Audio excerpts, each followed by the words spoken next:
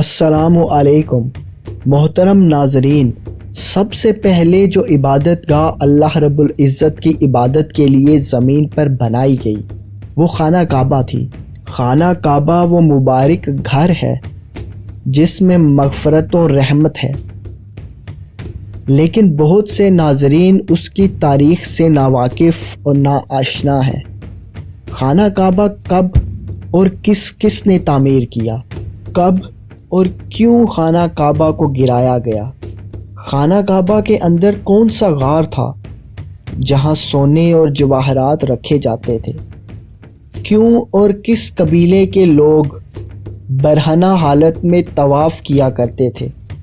اور ان مرد و عورت کا قصہ جو خانہ کعبہ میں بدکاری کے مرتکب ہوئے، اور بہت سے خانہ کعبہ کے وہ واقعات جو اس سے پہلے شاید آپ نہیں جانتے ہوں گے، یہ سب کچھ آپ اس ویڈیو میں دیکھ سکتے ہیں، اس لیے یہ ویڈیو آخر تک ضرور دیکھیے گا۔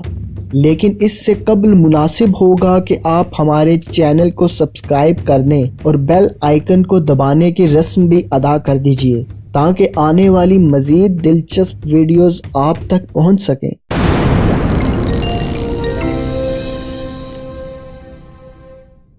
خانہ کعبہ کی تاریخ بھی بالکل اتنی ہی پرانی ہے جتنی کہ انسان کی تاریخ، یا شاید اس سے بھی پرانی۔ تاریخی کتابوں کے مطابق خانہ کعبہ کو تقریباً 11 بار تعمیر کیا گیا۔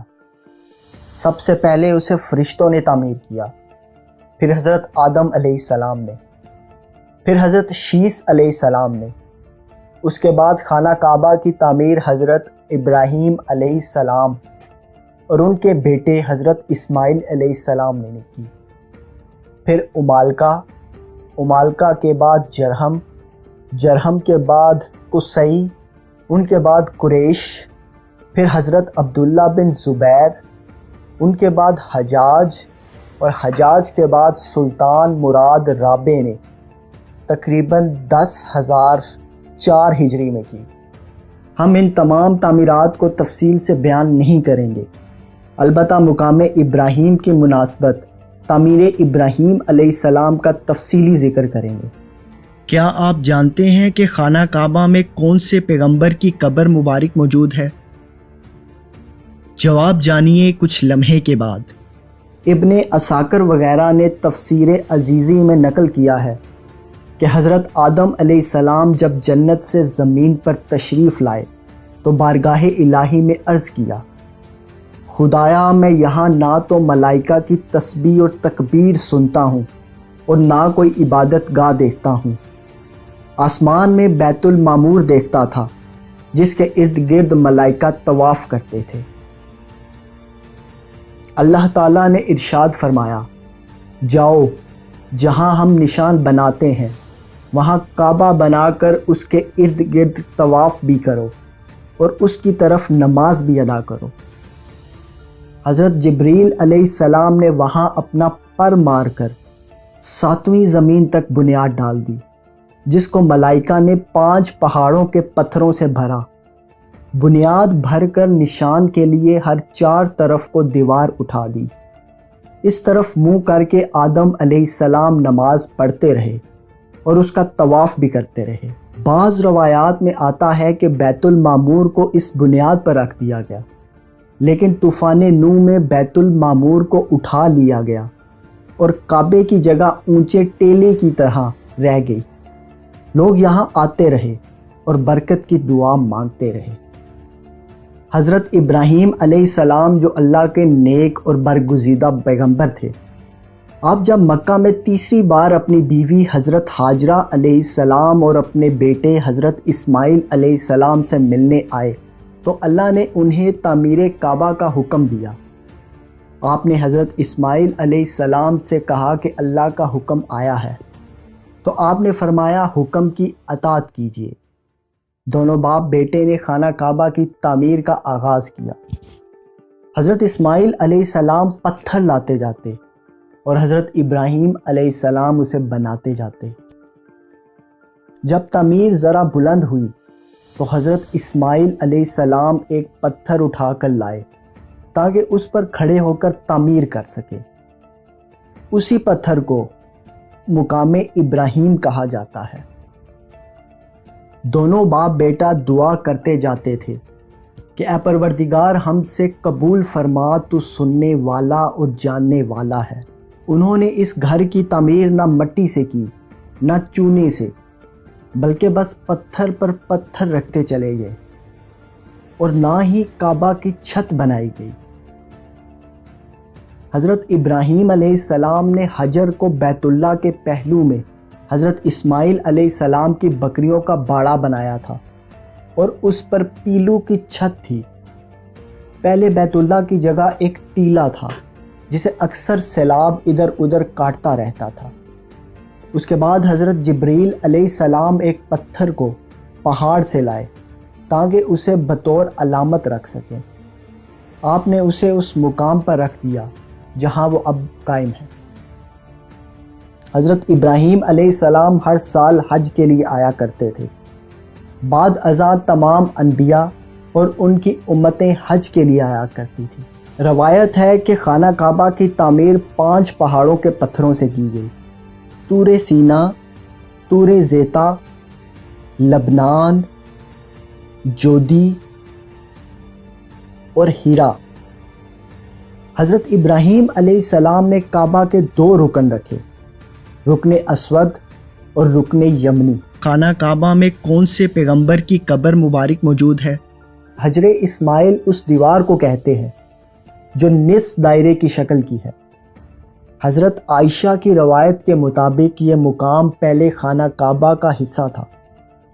اسی مقام کے بارے میں اکثر علماء اور مورخین کا ماننا ہے کہ یہاں حضرت اسماعیل علیہ السلام اور ان کی والدہ حضرت ہاجرہ علیہ السلام دفن ہیں، لیکن بعض مورخین اس بات سے متفق نہیں ہیں۔ کیا آپ جانتے ہیں کہ خانہ کعبہ میں کون سے مرد اور عورت بدکاری کے مرتکب ہوئے اور انہیں اللہ نے کیا سزا دی؟ جواب جانیے کچھ دیر کے بعد۔ مشہور یہ ہے کہ قریش نے آپ صلی اللہ علیہ وآلہ وسلم کی ولادت کے 35 سال کے بعد کعبے کی تعمیر کی تھی۔ قریش نے حجر کے پیچھے ایک چھوٹی سی گول دیوار بنا دی تاکہ لوگ اس کے پیچھے سے طواف کریں، اور اس کے دروازے کو زمین سے بلند کر دیا۔ انہوں نے دروازہ صرف ایک ہی رکھا تھا، اس کے علاوہ غار کعبہ کو بھی باقی رکھا تھا، یعنی جو بطور خزانہ کعبہ کے استعمال ہوتا تھا۔ پہلی بار انہوں نے کعبے پر پرنالہ بنایا۔ جس زمانے میں اہل قریش کعبہ کی تعمیر کر رہے تھے، اس وقت حضور صلی اللہ علیہ وآلہ وسلم ان کے ساتھ شریک تھے، اور آپ قریشیوں کے ساتھ پتھر ڈھو رہے تھے۔ حضرت عبداللہ بن زبیر رضی اللہ تعالی عنہ نے 3 دن تک استخارہ کرنے کے بعد کعبے کو بالکل زمین کے برابر کر دیا، اور حضرت ابراہیم علیہ السلام کی بنیاد کو بھی کھدوایا تو دیکھا کہ وہ 6 ہاتھ حجر اسماعیل میں داخل ہے۔ لہٰذا آپ نے کی بنیادوں پر تعمیر کی، اور ایسا انہوں نے حضرت عائشہ کی ایک حدیث کی بنا پر کیا۔ آپ نے اس کی بلندی تقریباً 27 ہاتھ رکھی۔ آپ نے کعبہ کے 4 ستون بنائے، حتیٰ کہ آپ شہید کر دیے گئے اور خانہ کعبہ کو گرا دیا گیا۔ ابن زبیر نے اس لیے تعمیر کی تھی کہ ایک شخص نے محاصرے کے زمانے میں مسجد حرام ایک خیمے میں آگ لگائی، جو خیمے کو جلاتی ہوئی کعبہ تک پہنچ گئی، لہٰذا غلاف اور رکن یمنی جل گیا۔ کہ خانہ کعبہ میں کون سے مرد اور عورت بدکاری کے مرتکب ہوئے؟ تفسیر ابن کثیر میں مصنف نے لکھا ہے کہ محمد بن اسحاق نے سیرت میں ذکر کیا ہے کہ اصاف و نائلہ 2 مرد اور عورت تھے۔ وہ خانہ کعبہ کے اندر غیر اخلاقی حرکات کے مرتکب ہوئے تو اللہ نے انہیں پتھر کا بنا دیا۔ قریش نے انہیں عبرت کے لیے خانہ کعبہ کے سامنے گاڑ دیا۔ کچھ عرصے بعد وہ صفا و مروہ پر انہیں کھڑا کر دیا گیا، اور بعد میں صفا و مروہ کے درمیان سعی کرنے والے ان دونوں کو بوسہ دینے لگے۔ فتح مکہ کے دن رسول صلی اللہ علیہ وآلہ وسلم نے باقی بتوں کے ساتھ ان دونوں کو بھی توڑ دیا۔ کیا آپ جانتے ہیں کہ کس قبیلے کے لوگ خانہ کعبہ کا طواف برہنہ حالت میں کیا کرتے تھے؟ جواب جانیے ویڈیو کے آخر میں۔ عبداللہ ابن زبیر کے قتل کے بعد حجاج بن یوسف نے عبد الملک کو لکھا کہ ابن زبیر نے کعبہ میں اضافہ کیا ہے اور ایک دروازہ بڑھا دیا ہے، کیا میں جاہلی زمانے کی تعمیر کے مطابق نہ کر دوں؟ حجاج نے کعبہ کو گرا کر قریشی بنیاد کے مطابق اسے بنا ڈالا، مغربی دروازے بند کر دیے اور مشرقی دروازے کو سطح زمین سے بلند کر دیا۔ یہ واقعہ تقریباً 74 ہجری کا ہے۔ 19 شعبان 1039 ہجری میں مکہ اور اس کے اطراف میں شدید بارشیں ہوئیں تو سیلاب مسجد حرام میں در آیا اور خانہ کعبہ کے دروازے کے تالے میں 2 میٹر اوپر ہو گیا، اور اسی کی وجہ سے شامی دیوار دونوں طرف سے گر گئی اور مشرقی دیوار بھی بری طرح سے متاثر ہوئی اور چھت کا کچھ حصہ بھی گر گیا۔ مراد نے اپنے دور حکومت میں کعبہ کی تعمیر کا حکم دیا جو 1040 ہجری میں مکمل ہوئی اور جو آج کے دور تک باقی ہے۔ جب حضرت ابراہیم علیہ السلام نے خانہ کعبہ کی تعمیر کی تو خانہ کعبہ کی داخلی جانب میں اپنے دائیں ہاتھ پر ایک گہرا گڑھا کنویں کی مانند بنایا۔ اس کی گہرائی تقریباً 3 گز تھی۔ اس میں سونا، چاندی، زیورات اور خوشبو وغیرہ ڈالی جاتی تھی۔ اس گڑھے کو خزانہ خانہ کعبہ کہا جاتا تھا۔ بعض مورخین کے مطابق یہ غار حضرت عبداللہ بن زبیر کی تعمیر کے وقت بند کر دیا گیا، جو ابھی تک بھی مکمل بند ہے۔ فتح مکہ کے بعد حضور صلی اللہ علیہ وآلہ وسلم مسجد حرام میں داخل ہوئے اور پھر خانہ کعبہ کا طواف کیا۔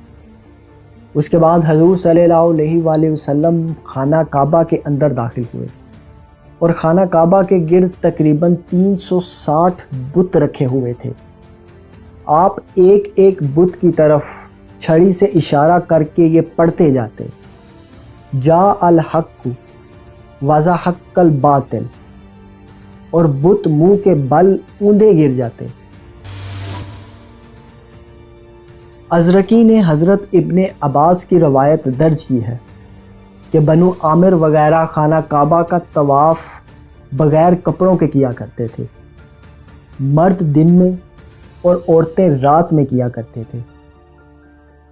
ان لوگوں کا کہنا تھا کہ ہم ایسے کپڑوں میں طواف نہیں کریں گے جن کپڑوں میں ہم نے گناہ کیے ہیں۔ یہ تھی خانہ کعبہ کی مختصر سی تاریخ۔ ویڈیو پسند آنے کی صورت میں دوستوں کے ساتھ شیئر کرنا نہ بھولیے گا اور نیچے کمنٹس باکس میں اپنی رائے ضرور دیجیے گا اور ہمیں بتائیے گا کہ مزید ہمارے چینل پر آپ کیا دیکھنا چاہتے ہیں۔ اگلی ویڈیو تک کے لیے اجازت دیجیے۔ اللہ حافظ۔